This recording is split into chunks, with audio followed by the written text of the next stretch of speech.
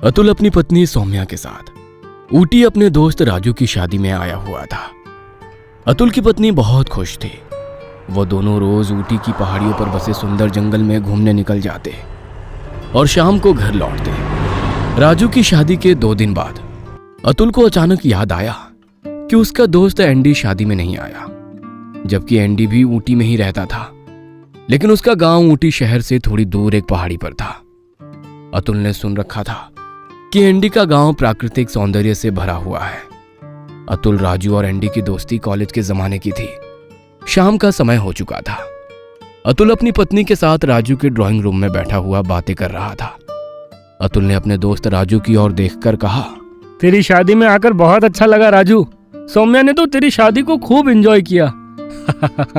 तेरा बस चलता तो तू मेरी शादी में आता ही नहीं, इसीलिए मैं खुद तुझे मुंबई बुलाने पहुंच गया था। अच्छा एक बात बता राजू, एंडी तेरी शादी में क्यों नहीं आया? मैं 2 दिन से आंखें फाड़ फाड़ कर उसका ही इंतजार कर रहा था।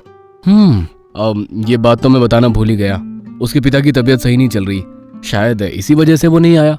राजू की बात सुनकर सौम्या ने अतुल की ओर देखकर कहा, हमें एंडी के पिता को जरूर देखने जाना चाहिए, वरना उसे ये जानकर बहुत बुरा लगेगा कि हम ऊटी आए और उसके बीमार पिता को देखने भी नहीं गए। तुम सही बोल रही हो सौम्या। अगर ऐसी बात है तो फिर मैं कल तुम दोनों को उसके गांव ले चलूंगा। अरे भूल गया क्या? कल तो हमारी वापसी का रिजर्वेशन है। मैं एक काम करता हूँ, तेरी बाइक लिए जाता हूँ। मैंने सुना है उसका गांव यहाँ से केवल 10 किलोमीटर दूर है। मैं और सौम्या चले जाएंगे। अतुल की बात सुनकर राजू के चेहरे पर अचानक चिंता झलकने लगी। उसकी आंखों में डर और दहशत के साए लहराने लगे। राजू का अचानक डरा हुआ चेहरा देखकर अतुल बोला, क्या बात है भाई, तेरे चेहरे का रंग कैसे उड़ गया? दरअसल बात यह है अतुल, एंडी के गांव 3 किलोमीटर पीछे घाटी की एक जगह पर पड़ती है। वो जगह छलावों का इलाका है। रात के वक्त वहां पर जाना मुसीबत को दावत देने जैसा होगा। राजू की बात सुनकर अतुल जोर जोर से हंसने लगा। तो पागल हो गया है क्या? हाँ, दुनिया मंगल ग्रह पर कॉलोनी बनाने की तैयारी कर रही है और तू अभी भी छलावे जैसी अंधविश्वास भरी बातों पर यकीन करता है? नहीं अतुल, छलावे वास्तव में होते हैं। हाँ होते तो हैं, लेकिन सिर्फ कहानियों और किस्सों में। राजू ने अतुल को रात में एंडी के घर जाने के लिए बहुत मना किया, लेकिन अतुल नहीं माना।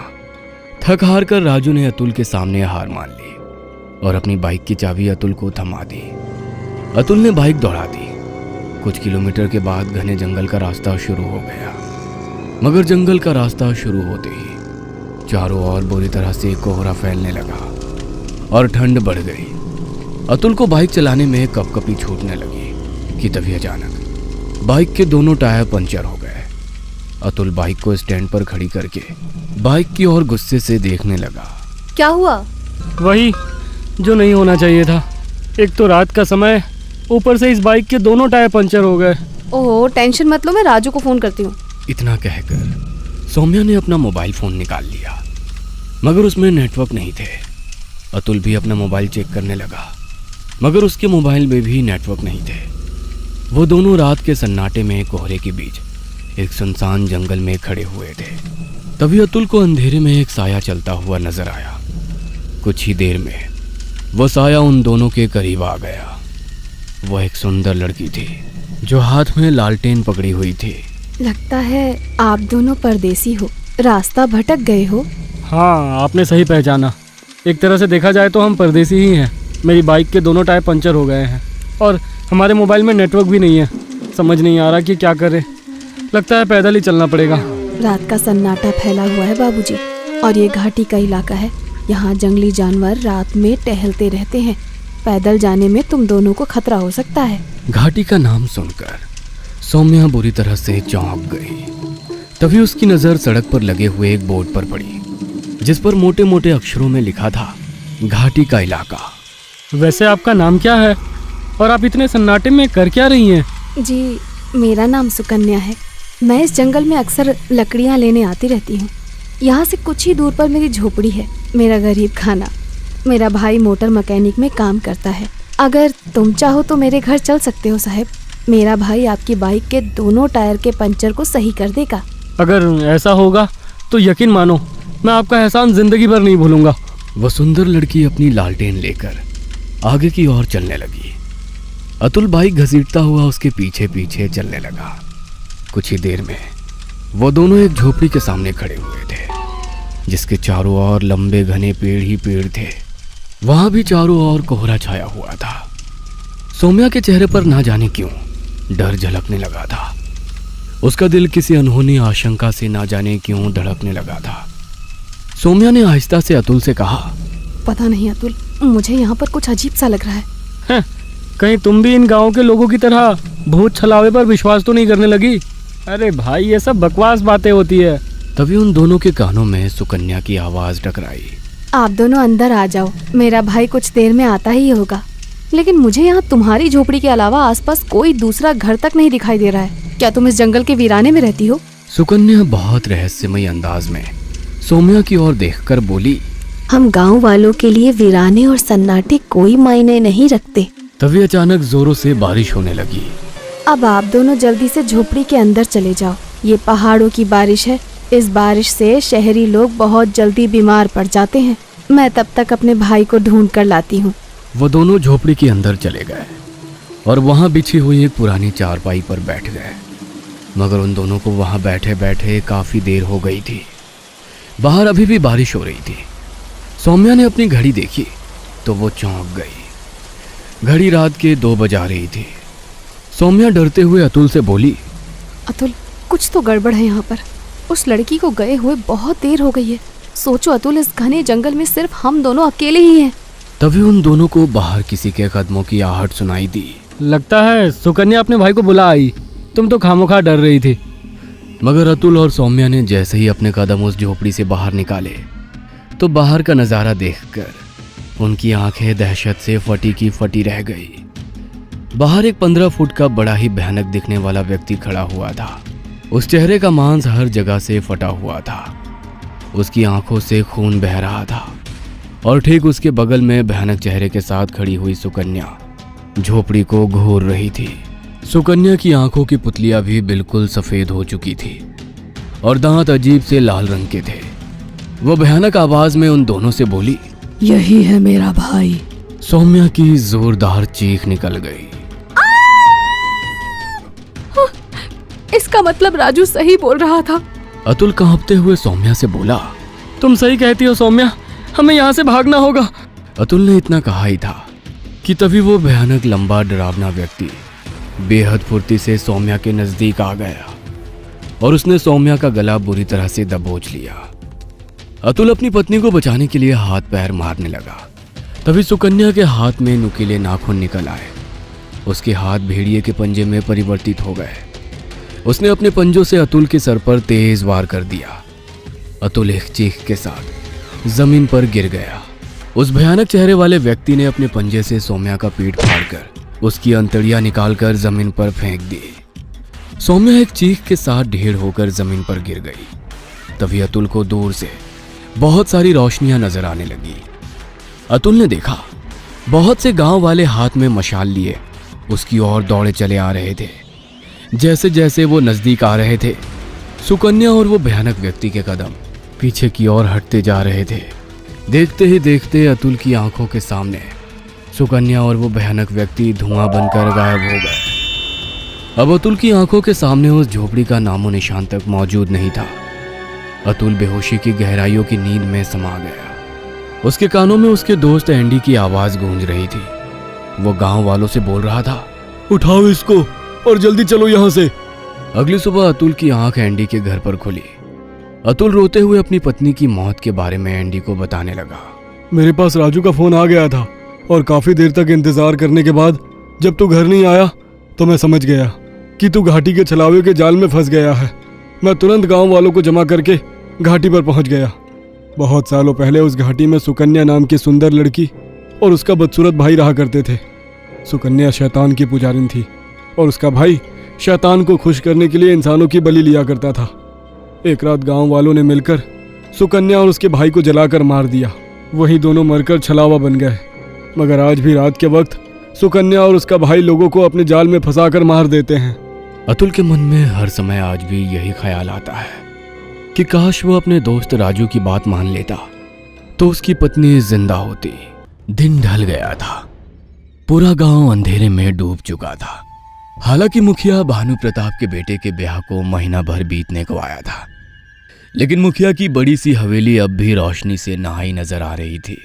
क्योंकि ऋतुराज मुखिया का एक लौता बेटा था, इसलिए मुखिया और उसकी पत्नी रेवती जश्न के किसी मौके से चूकना नहीं चाहते थे।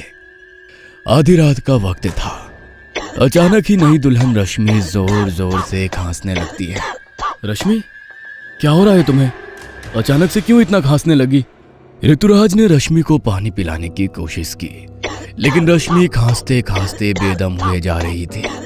ऐसा लगता था उसके गले में कुछ फंस गया हो। ऋतुराज को कुछ समझ नहीं आया, तो उसने अपने माँ और बाबूजी को आनन फानन में अपने कमरे में बुला लिया। क्या हुआ बहू? रात तक तो तुम बिल्कुल ठीक थी, अच्छी खासी खाना खाकर सोई थी, अचानक क्या हो गया तुम्हें? रश्मि का पूरा चेहरा नीला पड़ चुका था। वह कुछ भी बोलने की स्थिति में नहीं थी। तुम रुको, हम अभी हनुमान बाबा के मंदिर से लाया हुआ जल पिलाते हैं। बाबा ने चाहा तो बहू रानी एकदम ठीक हो जाएंगी। रेवती मंदिर में से एक पानी की बोतल निकालती है और 2 बूंद पानी बहू रश्मि के मुंह में डाल देती है।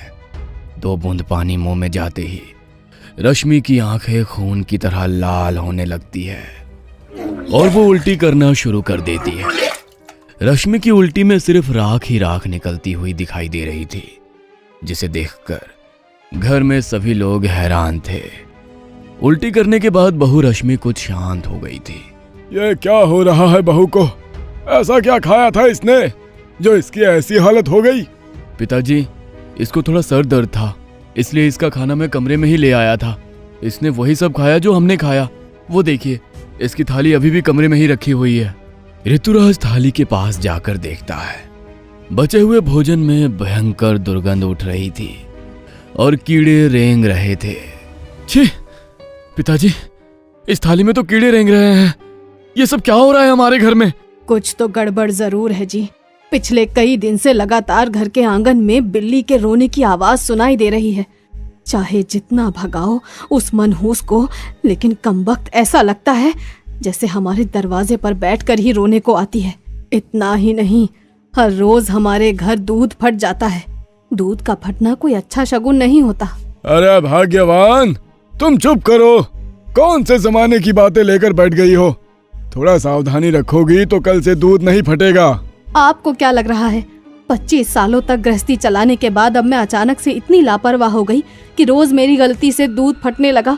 आप मानो ना मानो, मेरी अम्मा कहती थी दूध और पूत एक समान होते हैं। रोज रोज दूध का फटना और उसमें से भयंकर दुर्गंध का उठना, इसका मतलब घर के बच्चों पर कुछ न कुछ संकट जरूर है।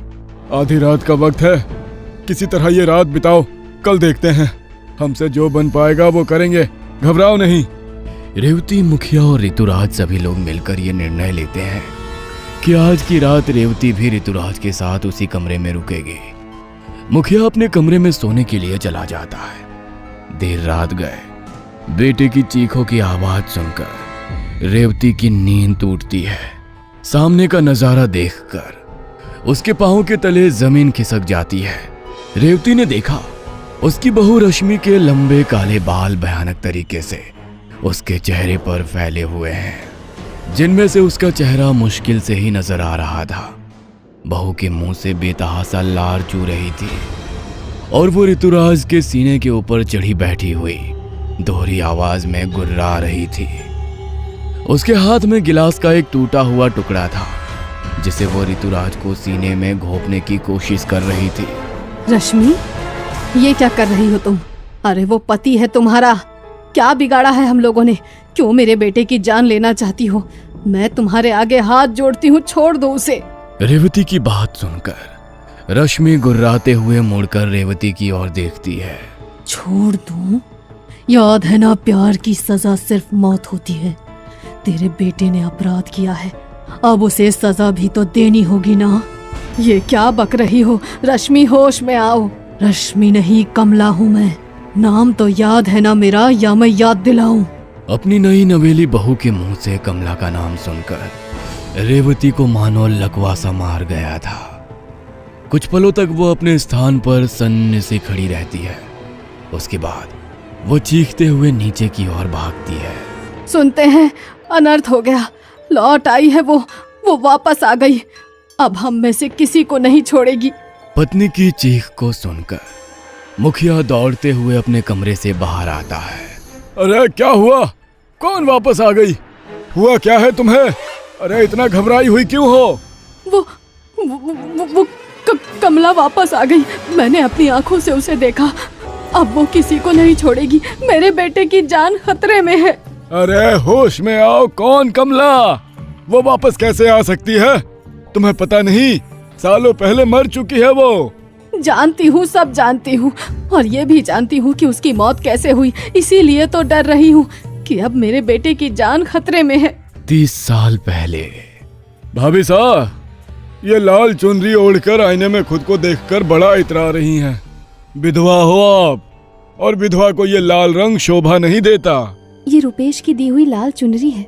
ये मेरा भाग्य बदलेगी। अब एकादशी के दिन ब्याह है मेरा। इसी लाल चुनरी को ओढ़कर 7 फेरे लूंगी और फिर ये मनहूस सफेद रंग हमेशा के लिए दूर हो जाएगा मुझसे। फिर कोई मुझे मनहूस ना कहेगा, कोई मुझे रंगों से दूर ना करेगा। मैं भी खुलकर जीऊंगी। क्या कहा? शादी? हम मारवाड़ी लोगों के लिए हमारे मान सम्मान से बढ़कर कुछ ना होवे है। भूलो मत, मारी भाभी सा हो आप।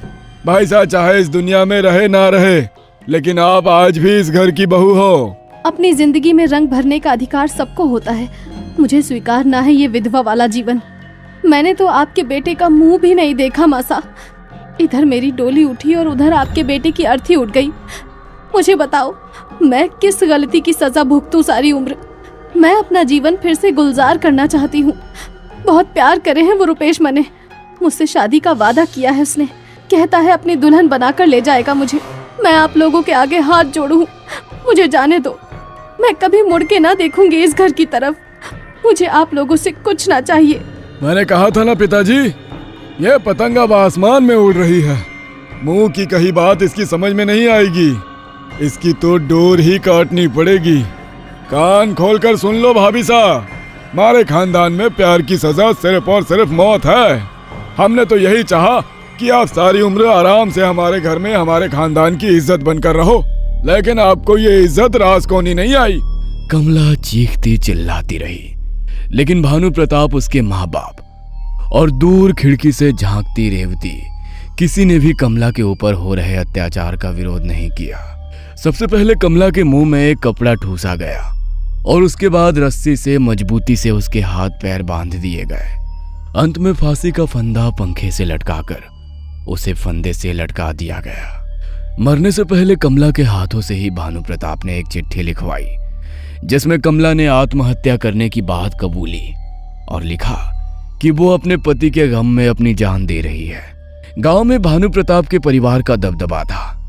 किसी ने भी विधवा कमला की मौत पर प्रश्न खड़ा नहीं किया। सबको ये मौत स्वाभाविक लगी और कुछ ही दिनों में सभी लोग कमला को भूल गए। 30 बरस का लंबा समय बीत गया और भानु प्रताप का बेटा ऋतुराज आज के समय में रश्मि से प्रेम करने लगा। बेटे की पसंद को मान देते हुए भानु प्रताप और रेवती ने उसकी शादी धूमधाम से रश्मि के साथ कर दी। भानु प्रताप और रेवती ने कभी सपने में भी नहीं सोचा था कि उनका अतीत इस तरह से अचानक उनके सामने आकर खड़ा हो जाएगा। आज के दिन ऋतुराज, बेटा घबराओ नहीं, हम कुछ होने नहीं देंगे तुम दोनों को। मुझे तो यही लगा था कि इस कुलक्षणी से पीछा छूट गया, लेकिन ये तो मानो घात लगाए बैठी थी। मैंने अपने कुलगुरु को सूचना भिजवा दी है, वो कुछ ही देर में आते होंगे।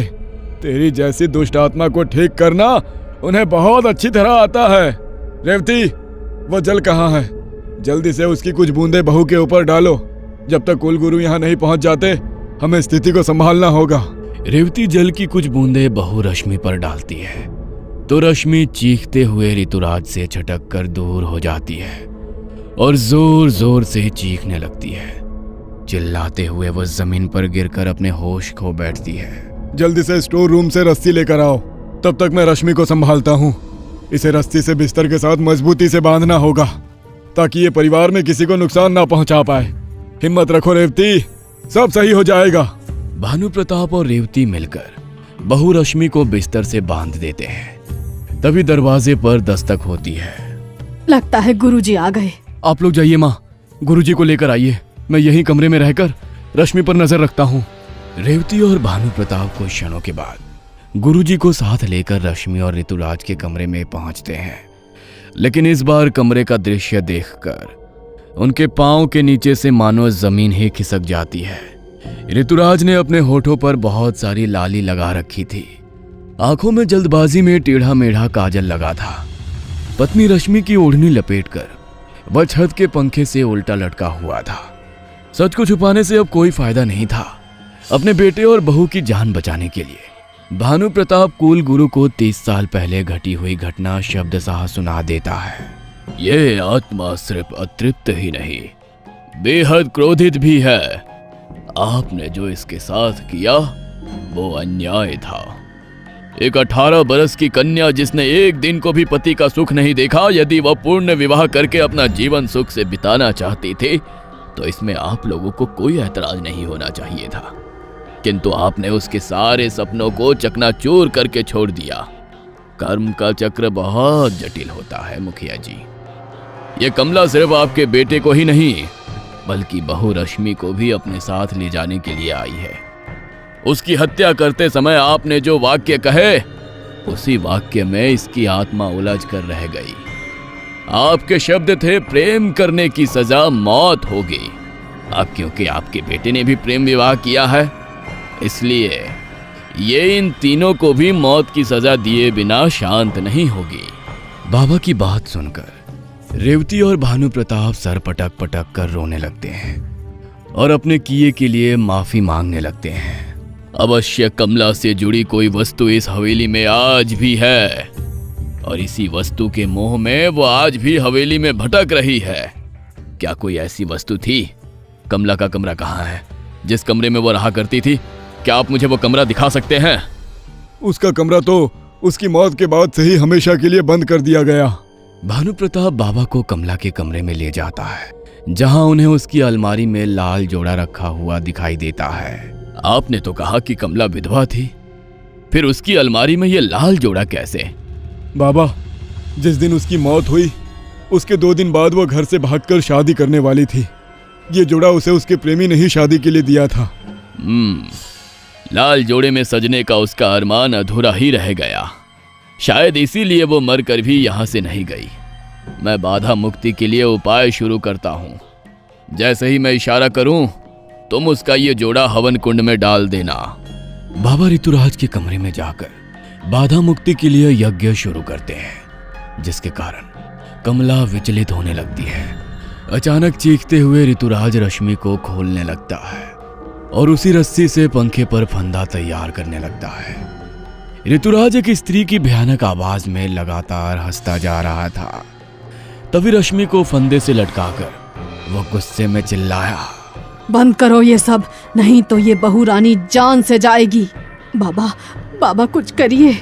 कमला की धमकी के बाद भी बाबा लगातार मंत्र पढ़ते जाते हैं, जिससे घबराकर ऋतुराज अपने कानों पर हाथ रख लेता है। जल्दी से वो जोड़ा भस्म कर दीजिए, उसकी शक्तियां कम हो रही है। बाबा का इशारा मिलते ही भानु प्रताप कमला का लाल जोड़ा और उसके अरमान जलाकर राख कर देता है। ऋतुराज चीखते हुए जमीन पर गिरकर बेहोश हो जाता है और उसके शरीर से धुएं का एक बवंडर निकलकर आसमान में मिल जाता है। भानु और रेवती मिलकर बहू रश्मि को फंदे से आजाद करा लेते हैं और वो हवेली छोड़कर कहीं और अपना ठिकाना बना लेते हैं। आधी रात का समय था। एक महिला जिसने भारी लहंगा और कीमती जेवर पहन रखे थे, लंबा घूंघट अपने चेहरे पर टिकाए शमशान भूमि की ओर जा रही थी। शमशान भूमि में पहुंचकर औरत एक घने पेड़ के नीचे पहुंचती है। उस पेड़ की जड़ के पास ही एक पत्थर की मूर्ति रखी हुई नजर आ रही थी, जो किसी देवी या देवता की नहीं बल्कि किसी शैतान की नजर आती थी। उस मूर्ति का सिंदूर से अभिषेक करने के बाद वो औरत वहीं पर आसन लगाकर बैठ जाती है और जमीन पर तंत्र मंत्र का सामान सजाकर आंखें बंद करके कुछ मंत्र पढ़ने लगती है। कुछ देर बाद मंत्र पढ़ने के बाद वो पोटली में से कुछ बाल, कपड़ा और कुछ मखाने के टुकड़े निकालकर जमीन पर रखती है और एक बार फिर से मंत्र पढ़ने लगती है।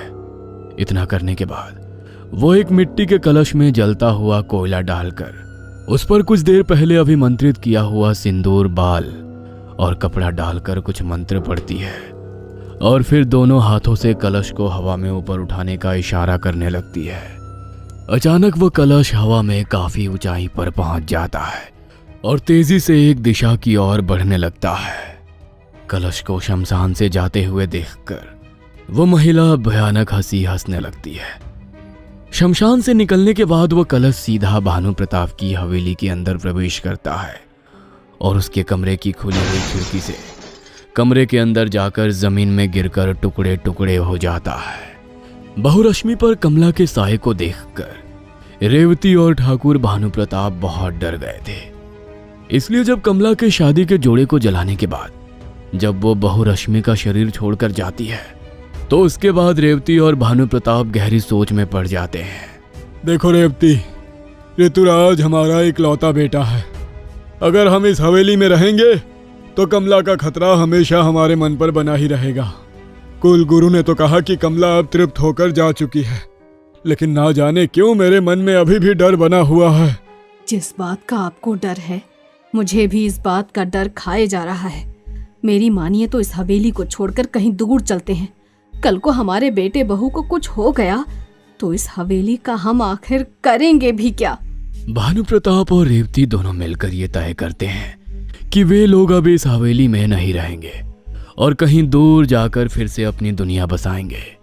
कुछ दिन अपनी हवेली से दूर एक छोटे से घर में बिताने के बाद माँ जी, कहाँ हमारी वो पुश्तैनी हवेली और कहाँ ये 2 कमरे का छोटा सा मकान? मैं जानती हूँ इस मकान में रहने में आपको और बाबूजी को भी बहुत असुविधा हो रही है। आखिर कब तक हम लोग इसी छोटे से घर में रहते रहेंगे? रश्मि बेटा, तुम सिर्फ हमारे बेटे की पत्नी ही नहीं हो बल्कि हमारे घर की लक्ष्मी भी हो। हम तो बहुत घबरा गए थे जब उस कमला ने तुम्हारे शरीर पर कब्जा किया। एक पल को तो लगा था हम तुमसे हाथ धो बैठेंगे। मैं और तुम्हारे बाबूजी बहुत घबरा गए हैं। इसीलिए हमने ये तय किया है कि हम लोग उस हवेली को हमेशा हमेशा के लिए छोड़ देंगे। अब कभी वहाँ लौट कर नहीं जाएंगे। कैसी बातें करती हैं माँ जी आप? वो आपकी पुश्तैनी हवेली है। मेरे कारण आप इस हवेली को छोड़ देंगे तो मुझे अच्छा नहीं लगेगा। वैसे भी वो जो भी बला थी, कुल गुरु की कृपा से वो हवेली को और मुझे छोड़कर कब का जा चुकी है। आप और बाबूजी नाहक ही घबरा रहे हैं। मेरी बात मानिए तो वापस अपनी हवेली चलते हैं। वहाँ पर हमारे खेत हैं, जमीन है, पुरखों की हवेली है। इस तरह से अपनी पुश्तैनी धरोहर को खंडहर बनाकर छोड़ देने से हम पुरखों की आत्मा को भी तो दुख पहुँचा रहे हैं ना माँ जी। रश्मि और ऋतुराज की बार बार समझाने पर ठाकुर और रेवती वापस हवेली में लौटने के लिए तैयार हो जाते हैं। देखो रेवती, बच्चों के कहने पर मैं हवेली में लौट जरूर आया हूँ, लेकिन मुझे लगता है कि हमें पहले इस हवेली में शांति के लिए हवन कर लेना चाहिए। हवन पाठ के लिए भानु प्रताप एक पंडित को हवेली में बुलाकर लाता है। हवन की सभी तैयारियां पूरी हो चुकी थी। जैसे ही सभी लोग हवन कुंड के चारों ओर बैठते हैं, पंडित जी मंत्र पढ़ने के लिए अपना मुंह खोलते हैं, लेकिन उनके मुंह से मंत्र जैसे बाहर ही नहीं निकल पा रहे थे। बार बार मंत्र पढ़ने की कोशिश करते हैं, किंतु उनकी जुबान को मानो लकवा मार गया था। किसी भी तरह की आवाज उनके मुंह से बाहर ही नहीं निकल पा रही थी। पंडित जी की ऐसी हालत को देखकर ठाकुर मंदिर से दूसरे पंडित को बुलावा भेज देते हैं। दूसरे पंडित हवेली की ओर आ रहे होते हैं कि हवेली के सामने पहुंचकर अचानक ही पंडित जी को ला रहे नौकर का संतुलन बिगड़ता है और वो पंडित जी को लेकर बाइक से नीचे गिर पड़ता है, जिसके कारण उन्हें काफी चोटें लग जाती है और पंडित जी अस्पताल पहुंच जाते हैं। आज का तो लगता है मुहूर्त ही खराब है। जाने दीजिए, पंडित जी स्वस्थ हो जाएं, उसके बाद हम लोग हवन कर लेंगे। ठाकुर और उसका पूरा परिवार वापस से हवेली में लौट आया था। हालांकि उनके मन में एक डर अभी भी बना हुआ था, इसलिए रेवती रश्मि का खास ख्याल रख रही थी। हवेली में आने के बाद कुछ दिन बड़े ही शांति से बीत जाते हैं, जिससे भानु प्रताप और रेवती के मन में छुपी आशंकाएं भी दूर होने लगती है और वो भी मन ही मन इस बात को स्वीकार कर लेते हैं कि हवेली से अब कमला का साया हमेशा के लिए दूर हो गया है। उसी रात शमशान से मिट्टी का अभिमंत्रित कलश सीधा ठाकुर के कमरे में आकर गिरता है और गिरकर चकनाचूर हो जाता है। देर रात गए कमरे से आई तेज आवाज को सुनकर भानु प्रताप चौंक कर उठ बैठता है। ये कैसी आवाज थी? ऐसा लगा जैसे कोई भारी सामान गिरकर टूट गया हो। भानु प्रताप उठकर कमरे की लाइट जलाता है तो देखता है कि कमरे में मिट्टी के कलश के छोटे छोटे टुकड़े बिखरे हुए हैं और पर्दे के एक कोने ने आग पकड़ ली है। भानु प्रताप को कुछ समझ में नहीं आ रहा था कि अचानक ये क्या था जो उसके कमरे में आकर टूटा और ये आग कहां से आई। आनन फानन में ठाकुर पानी डालकर पर्दे से उठती आग को बुझाता है और कमरे में बिखरे कलश के टुकड़ों को समेटने लगता है। क्या हुआ जी? ये आवाज कैसी थी? पता नहीं ये सब क्या है। रुकिए, मैं आपकी ये सब साफ करने में मदद करती हूँ। भानु प्रताप और रेवती मिलकर कमरे में बिखरे टुकड़ों को समेटकर कूड़े में फेंक देते हैं और वापस अपने बिस्तर पर आकर लेट जाते हैं। देर रात गए रेवती की आंख खुलती है। उसे अपने कमरे से कुछ अजीबो गरीब सी आवाज सुनाई दे रही थी। रेवती चौंक कर उठ बैठती है और देखती है कि सामने भानु प्रताप दीवार में अपना सर टकरा रहा है। क्या हो गया जी आपको? ये क्या कर रहे हैं आप? देख नहीं रहे आपके सर से खून बह रहा है। भानु प्रताप को मानो पत्नी की आवाज सुनाई ही नहीं दे रही थी। अपनी धुन में मगन वो लगातार दीवार में अपना सर मारता ही जा रहा था। रेवती भानु प्रताप को खींचकर दीवार से दूर करने की कोशिश करती है, लेकिन भानु प्रताप उसे जोर से धकेल देता है और वो जाकर दीवार से टकरा जाती है। ये क्या हो गया आपको? रेवती किसी तरह उठकर बेटे बहू के कमरे के बाहर जाकर जोर जोर से उनका दरवाजा पीटने लगती है।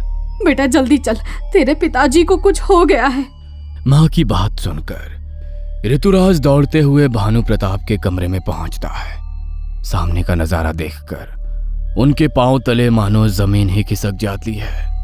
भानु प्रताप मटकी के टूटे हुए टुकड़े और उसमें भरी राख, जिसे अभी कुछ देर पहले रेवती ने बाहर फेंका था, दोनों हाथों से अपने मुंह में ठूस रहा था। पिताजी, पिताजी होश में आइए, ये क्या कर रहे हैं आप? ऋतुराज बार बार अपने पिता को हिलाने की कोशिश करता है, लेकिन भानु प्रताप इस समय अपने बस में ही नहीं था। उसकी आंखें बिल्कुल लाल दिखाई पड़ रही थी और माथे से लगातार खून बह रहा था। कुछ देर तक मटकी के टुकड़ों को अपने दांतों से चबाने के बाद अचानक वो अपना गला पकड़कर बुरी तरह से चीखने लगता है। अगले ही पल भानु प्रताप को खून की उल्टियां होनी शुरू हो जाती है, जिसे देखकर परिवार में सभी लोग बहुत घबरा जाते हैं। काफी देर तक उल्टियां करने के बाद भानु प्रताप एकदम से निठाल होकर फर्श पर गिर गया था। इस समय उसकी हालत बहुत ही खराब नजर आ रही थी। उसका सर खून से लथपथ था और आसपास भी हर तरफ खून ही खून फैला हुआ था। माँ, पिताजी का बहुत खून बह रहा है, इन्हें लेकर तुरंत डॉक्टर के पास चलते हैं। लेकिन इनको इतनी चोट लगी कैसे? पता नहीं बेटा, अचानक से मेरी नींद खुली तो देखा तुम्हारे पिताजी दीवार में अपना सर टकरा रहे थे। मैंने रोकने की भी कोशिश की तो उन्होंने मुझे दूर धकेल दिया। ये देखो, मेरे सर में भी चोट आई है। माँ, कहीं फिर से वो कमला लौट कर तो नहीं आई ना? शायद इस बार वो पिताजी को परेशान कर रही है। ऋतुराज और रेवती घायल पड़े हुए भानु प्रताप के नजदीक जाने की कोशिश करते हैं। तभी भानु प्रताप झटके से उठ बैठता है और पास ही में पड़े मिट्टी के कलश के एक टुकड़े को हाथ में उठा लेता है और उससे अपनी कलाई को काटने की कोशिश करने लगता है। ठीक है, हम आपके नजदीक नहीं आएंगे, उसको नीचे रख दीजिए, पहले से ही बहुत खून बह रहा है, अब और नहीं। रेवती और ऋतुराज कुछ कदम पीछे खींचते हैं। तभी भानु प्रताप दौड़कर अपने कमरे की खिड़की से नीचे छलांग लगा देता है। एक पल में सब कुछ खत्म हो गया था। पति को अपनी आंखों के सामने इस तरह छलांग लगाते देखकर रेवती मानो सन्न रह गई थी। उसे समझ में नहीं आ रहा था कि एक रात में आखिर ऐसा क्या हो गया भानु प्रताप को कि वो खुद की जान लेने तक पहुंच गया। घर का माहौल बहुत भारी था। भानु प्रताप के अंतिम संस्कार के बाद हवेली में यह पहली रात थी। परिवार में दूर दूर तक के रिश्तेदार जमा थे। अचानक देर रात रेवती चीख चीख कर रोने लगती है। रेवती की चीखों को सुनकर सभी लोग उसके कमरे में जमा हो जाते हैं। रेवती के नाखूनों से लगातार खून बह रहा था। ऐसा लगता था मानो उसने अपने नाखूनों से दीवार को कुरेदने की कोशिश की है, जिसके कारण उसकी उंगलियां और नाखून जख्मी हो गए थे। रेवती बेसूद रोए जा रही थी। माँ को इस तरह से देख ऋतुराज बिल्कुल घबरा जाता है और उसे पिछली रात के दृश्य एक के बाद एक अपनी आंखों के सामने नजर आने लगते हैं। कहीं पिताजी की तरह माँ को भी कुछ हो गया तो क्या होगा? जब से गांव भर में ठाकुर साहब की मौत की खबर फैली थी, लोग उसे यही सलाह दे रहे थे कि वो किसी तंत्र मंत्र फूंकने वालों को बुलाकर एक बार अपना घर दिखा ले। लेकिन इस गम के माहौल में ऋतुराज ने गांव वालों की बातों पर खास ध्यान नहीं दिया था। लेकिन इस समय उसे समझ में आ गया था कि अगर अब उसने एक पल की भी देरी की तो वो पिता की तरह माँ से भी हाथ धो बैठेगा। उसको अपने आसपास कुछ बहुत शक्तिशाली ताकत महसूस हो रही थी। इसलिए वो तुरंत 2 नौकरों को कुल गुरु को लेने के लिए भेज देता है। कुछ ही देर में नौकर कुल गुरु को लेकर हवेली में पहुंच चुके थे। गुरुजी के पास अभिमंत्रित जल था। उस जल की छींटे वो पूरे घर में लगा देते हैं और उसके बाद कुछ मंत्र पढ़कर रेवती की ओर फूंक मार देते हैं। बहुत शक्तिशाली मसानी क्रिया का प्रयोग हुआ है तुम्हारे घर पर, और जिस किसी ने भी ये क्रिया करी है उसने तुम्हारे माता पिता की मृत्यु के लिए ही इसे रचा है। आमतौर पर यह क्रिया करते समय 7 या 5 दिन का समय नियत किया जाता है, किंतु लगता है तुम्हारे माता पिता पर 24 घंटे वाला तंत्र प्रयोग हुआ है। यदि 24 घंटों के भीतर कुछ नहीं किया तो तुम अपनी माँ को भी खो दोगे। बाबा की बात सुनकर ऋतुराज की आंखों से आंसू बहने लगते हैं। बाबा, ये मसानी क्रिया क्या होती है? कहीं वो कमला ही तो ये सब नहीं कर रही है ना? आपने तो कहा था कि उसका प्रेत हमेशा के लिए ये हवेली छोड़कर चला गया। फिर ये सब क्यों और कैसे हो रहा है? पिताजी ठीक कहते थे, हमें इस हवेली में लौटकर कभी आना ही नहीं चाहिए था। नहीं बेटा, ये कोई भूत प्रेत का चक्कर नहीं है, बल्कि काला जादू है जिसे किसी प्रेत ने नहीं, किसी इंसान ने तुम्हारे परिवार के ऊपर छोड़ा है। आप मुझसे कैसी क्रिया के बारे में बात कर रहे हैं? मसान क्रिया का नाम तो मैं अपने जीवन में पहली बार सुन रहा हूँ। क्या होती है मसान क्रिया? और कोई मेरे परिवार के ऊपर ऐसा टोटका क्यों करवाएगा? देखो बेटा, ये किसी आम आदमी का काम नहीं है। तंत्र मंत्र की गहरी जानकारी रखने वाले लोग किसी सिद्ध तांत्रिक के माध्यम से अमावस्या के दिन शमशान भूमि में मां मसानी की आराधना करते हैं। मसानी को शमशान की देवी कहा जाता है। ये एक तरह का मृत्यु के लिए किया गया करार होता है, जिसे अंग्रेजी में डेथ वारंट भी कह सकते हैं। ये क्रिया अक्सर वही लोग करते हैं जो एक दूसरे के जानी दुश्मन होते हैं और किसी भी सूरत में अपना बदला पूरा कर लेना चाहते हैं। कहते हैं मसानी देवी के नाम से किया हुआ तंत्र कभी खाली नहीं जाता। जितने दिन की सीमा में बांधकर जिस किसी के ऊपर भी यह तंत्र छोड़ा जाता है उसकी मृत्यु अटल होती है। और इतना जान लो, तुम्हारे पिता की मौत भी इसी मसानी क्रिया के कारण हुई है। यह मसानी क्रिया करने वाला कोई बाहर का व्यक्ति नहीं, तुम्हारे घर का ही सदस्य है। क्योंकि मसानी क्रिया तभी सफल होती है जब जिसके ऊपर तंत्र छोड़ा जा रहा है उससे संबंधित कुछ सामग्री जैसे कि बाल, कपड़ा, नाखून वगैरह इस तंत्र क्रिया में शामिल किया जाए। किसी बाहरी व्यक्ति के पास ये सब सामग्री पहुंच पाना इतना आसान नहीं है। इसलिए मुझे शक है कि कोई घर का व्यक्ति ही इन सब में शामिल है। मसानी देवी की लपटें तुम्हारे घर पहुंच गई होगी। पिछले कुछ दिनों में कुछ ना कुछ विचित्र जरूर घटा होगा जिस पर तुमने ध्यान नहीं दिया है। अगर शुरुआत में ही तुमने इस खतरे को भांप लिया होता तो शायद आज स्थिति यहाँ तक ना पहुँचती। लेकिन बाबा, ऐसा कौन है जो मेरे माँ बाप की जान लेना चाहेगा? मैं तो कुछ समझ नहीं पा रहा हूँ। पहले वो कमला और अब ये मसानी क्रिया। आखिर हमने किसी का क्या बिगाड़ा जो कोई मेरे परिवार के साथ इतनी बड़ी साजिश करेगा? अभी मैं मंत्र पढ़कर तुम्हारी माँ के गले में एक धागा बांध देता हूँ। अभी कुछ समय के लिए तो ये सामान्य हो जाएगी, किंतु मसानी क्रिया को काटने के लिए मुझे कुछ तंत्र क्रिया करनी होगी जिसे मैं शमशान भूमि में जाकर ही कर सकूंगा। ये समझ लो कि मैं सही समय पर आ गया, जिससे तुम्हारी माँ की जान बच गई। तुम्हारे परिवार पर मसानी क्रिया करने वाले को शायद ये पता नहीं कि इस मसानी क्रिया का असर उल्टा भी हो सकता है। मैंने तुम्हारी माँ के ऊपर से इस तंत्र को काट दिया है, लेकिन एक बात का ख्याल रखना, इस मसानी क्रिया को काटने के दुष्परिणाम भी अवश्य ही सामने आएंगे। आपकी माताजी को बचाने के लिए मैंने इस तंत्र का उलटफेर तंत्र माताजी पर लगा दिया है। अब माताजी को स्वस्थ होने में थोड़ा समय लगेगा, किंतु ध्यान दीजिएगा, जैसे जैसे आपकी माताजी के स्वास्थ्य में सुधार आएगा, आपके किसी निकट संबंधी की हालत बिगड़ने लगेगी। उसी से समझ जाना कि वही था जिसने आपकी माँ पर तंत्र प्रयोग किया था। ऋतुराज का मन अभी भी ये बात स्वीकार करने को तैयार नहीं था कि कोई उसका निकट संबंधी ही उसके परिवार को इस तरह बर्बाद करने की कोशिश करेगा।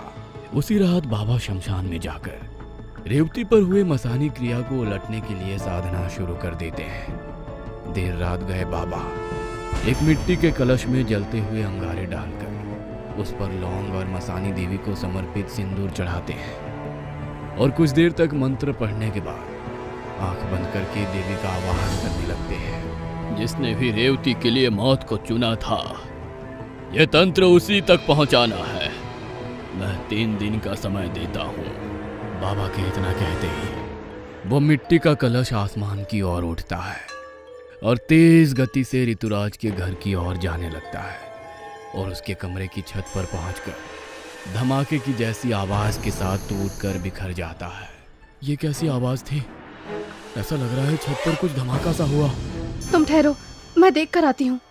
रश्मि छत पर जाकर देखती तो उसे सामने मिट्टी का टूटा हुआ कलश वहां पड़ा हुआ दिखाई देता है और जलते हुए अंगारे और राख भी बिखरी हुई नजर आती है। ये क्या है? नहीं नहीं, ये कैसे हो सकता है? ये तो टोटका है, लेकिन ये मेरी छत पर क्यों आया है और कौन इसे भेजेगा? रश्मि के माथे पर चिंता की लकीर उभरने लगी थी। हड़बड़ाते हुए वो वापस अपने कमरे में आ जाती है। क्या बात है, तुम इतना घबराई हुई क्यों नजर आ रही हो? ऐसा क्या देख लिया तुमने? कुछ भी तो नहीं, बिल्ली ने छत पर कुछ सामान गिरा दिया था और कुछ भी नहीं है। ऋतुराज को रश्मि के चेहरे के हाव भाव कुछ ठीक नजर नहीं आ रहे थे। रात काफी हो गई थी। ऋतुराज कुछ ही देर में सोने के लिए चला जाता है। वहीं रश्मि की आंखों से नींद अब कोसों दूर थी। देर रात गए एक बार फिर से ऋतुराज की नींद टूटती है तो वो देखता है कि रश्मि कमरे में तेज कदमों से टहल रही है और अपने चेहरे और हाथ पैरों को बुरी तरह खुजला रही है। उसके पूरे चेहरे से खून की बूंदें टपक रही थी और वो दर्द से बेखबर बस खुजलाती ही जा रही थी। रश्मि, ये क्या कर रही हो? होश में आओ रश्मि! ऋतुराज रश्मि रश्मि कहकर चिल्ला रहा था, लेकिन रश्मि तो मानो अपने होश में ही नहीं थी। वो अभी भी लगातार कमरे में चहलकदमी करती जा रही थी और बुरी तरह से यहाँ वहाँ खुजला रही थी। रश्मि, ये क्या कर रही हो तुम? आधे बाल नोचकर जमीन में फेंक चुकी हो। पूरा चेहरा हाथ पैर सब खरोच डाले हैं तुमने। हुआ क्या है तुम्हें? होश में आओ रश्मि! ऋतुराज के बार बार रश्मि रश्मि कहकर चिल्लाने पर रश्मि अचानक से चौंक कर ऋतुराज की तरफ देखती है और फिर सर पीट पीट कर बुरी तरह से रोने लगती है। बहुत भूख लगी है, कुछ खाना दो ना। अरे तो इसमें रोने जैसी क्या बात है? ठीक है, तुम हाथ मुंह धो लो, मैं कुछ खाने के लिए लाता हूँ। ऋतुराज रसोई में जाता है और जो भी खाने का सामान उसके हाथ में लगता है लेकर दौड़ते हुए वापस अपने कमरे में आ जाता है। कमरे में पहुंचकर वो देखता है कि रश्मि बेड के एक किनारे पर बैठकर जोर जोर से हिल रही है। रश्मि, रश्मि देखो, मैं खाना ले आया। तुम्हें भूख लगी थी ना? ये लो, बिस्किट खा लो। रश्मि ऋतुराज के हाथ में पड़ा हुआ बिस्किट और खाने पीने का सामान धकेल कर दूर कर देती है और अजीब सी मुस्कुराहट से खिड़की के बाहर की तरफ इशारा करती है। ऋतुराज खिड़की से नीचे देखता है तो उसे वहां एक खून से लथपथ बिल्ली नजर आती है। यह दृश्य देखकर ऋतुराज बिल्कुल सहम जाता है। ये सब क्या हो रहा है? कौन कर रहा है? कुछ समझ में नहीं आ रहा। पहले माँ और अब रश्मि भी। किसी तरह रात बीतने के बाद सुबह ऋतुराज बाबा को एक बार फिर बुलावा भिजवाता है। धागा बांध देने के बाद रेवती की हालत थोड़ी स्थिर हो गई थी। अब वो पहले की तरह चीख चिल्ला नहीं रही थी, लेकिन अभी भी वो बेसुध सी बस बिस्तर पर लेटी एकटक दीवार की ओर देख रही थी। कुछ ही देर में कुल गुरु घर पहुंचते हैं। देखो बेटा, मैंने तो तुम्हें पहले ही चेताया था कि जिस किसी ने भी तुम्हारे माता पिता के ऊपर ये मसानी क्रिया की होगी उसका अंजाम उसे भुगतना ही पड़ेगा। मैंने जिस क्रिया से तुम्हारे माँ के ऊपर से उस मसानी तंत्र को हटाया है, इसका मतलब ही यही है कि वह तंत्र अब तुम्हारी माँ की जगह उस व्यक्ति पर काम करेगा जिसने उसे तुम्हारी माँ के ऊपर छोड़ा था। इसलिए अपनी पत्नी की हालत देखकर हैरान मत हो। जो कुछ उसके साथ हो रहा है वो अटल है। आपके कहने का मतलब ये है कि रश्मि ने ये सब मसानी क्रिया मेरे माता पिता के ऊपर करवाई थी? ये कैसी बातें कर रहे हैं आप? ऐसा हो ही नहीं सकता। मैं कभी इस बात पर भरोसा नहीं कर सकता। ठीक है, यदि मेरी बात पर तुम्हें भरोसा नहीं तो अपनी पत्नी से ही पूछ लो। अब पूरा सच वही तुम्हें सुनाएगी। बाबा की बात सुनकर रश्मि फूट फूट कर रोने लगती है। हाँ, मैं मानती हूँ कि मैंने ही तुम्हारे मन और बाबूजी के ऊपर वो क्रिया की थी। मैं ही हूँ वो जो तुम्हारे माता पिता को तड़प तड़प कर मरते हुए देखना चाहती थी। नहीं, ये नहीं हो सकता। तुम अभी भी झूठ बोल रही हो। रश्मि, तुम मेरी पत्नी हो, तुम ऐसा क्यों करोगी? आपको बीच में नहीं आना चाहिए था। तंत्र को पलटने से पहले आपको एक बार सोचना चाहिए था। सच ये है कि इस ठाकुर और इसकी पत्नी पर मैंने मसानी क्रिया की जरूर है, लेकिन वो मैंने अपने किसी स्वार्थ के लिए नहीं किया, बल्कि मैं सिर्फ इन्हें इनके किए की सजा देना चाहती थी। कोई मासूम लोग नहीं है ये दोनों। दो खून किए हैं इन्होंने। सिर्फ कमला को ही नहीं मारा, बल्कि कमला के प्रेमी रूपेश की भी हत्या करवाई है। रूपेश मेरे चाचा थे, क्या कसूर था उनका? सिर्फ यही ना कि एक विधवा के जीवन में रंग भरना चाहते थे वो, और उनकी अच्छाई का बदला उन्हें अपनी जान देकर चुकाना पड़ा। कमला के हिस्से की प्रॉपर्टी हड़पने के लिए इन्होंने न सिर्फ कमला को मारा, बल्कि मेरे चाचा रूपेश की भी हत्या करवा दी, ताकि कमला की मौत पर कोई उंगली ना उठा सके। अपने भाई की मौत पर मेरे पिता खून का घूंट पीकर रह गए।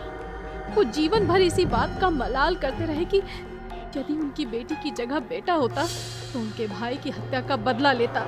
उसी दिन मैंने प्रण लिया कि मैं बेटी होकर भी अपने परिवार के प्रति अपने फर्ज को निभाऊंगी और चाचा के कातिलों को ऐसी मौत दूंगी कि आगे से कोई हमारे परिवार की तरफ आंख उठाकर भी नहीं देखेगा। मैंने इस परिवार में ब्याह ही अपने चाचा का बदला लेने के लिए किया है। हम मानते हैं कि तुम्हारे परिवार के साथ जो हुआ वो अन्याय था। भानु प्रताप और रेवती ने जो किया वो सिर्फ अपराध ही नहीं बल्कि पाप था। लेकिन अगर हर व्यक्ति ऐसे ही आंख के बदले आंख लेता रहेगा तो सारा समाज ही अंधा हो जाएगा। बड़प्पन माफ कर देने में है, जो बीत गया उसे वापस नहीं लाया जा सकता है। मैं जब तक अपने परिवार के गुनहगारों को सजा नहीं दे देती, मेरे सीने में जल रही बदले की आग शांत नहीं होगी बाबा। जिसके ऊपर बीतती है वही समझ सकता है, आप नहीं समझ पाएंगे। मैं पहले ही सारे जोखिमों को समझती थी। मुझे पता है कि अब मेरी मौत निश्चित है और मुझे अपनी मौत का कोई अफसोस भी नहीं। बस दुख इस बात का है कि रेवती बच गई और मेरा बदला अधूरा रह गया। बाबा, कुछ करिए ना, मेरी पत्नी को बचा लीजिए। अब मैं कुछ नहीं कर सकता। अब नियति यही है कि इस बच्ची को यह दुनिया छोड़कर जाना ही होगा। रेवती अपने किए के लिए उससे माफी मांगती है, लेकिन रश्मि किसी भी सूरत में रेवती को माफ नहीं करती और अगले 12 घंटे के भीतर उसकी मौत हो जाती है। क्या रश्मि की आत्मा को शांति मिल पाएगी या वो एक बार फिर बदला लेने के लिए लौट आएगी? क्या रश्मि ने जो किया वो ठीक था? अपनी राय हमें कमेंट बॉक्स में जरूर बताएं।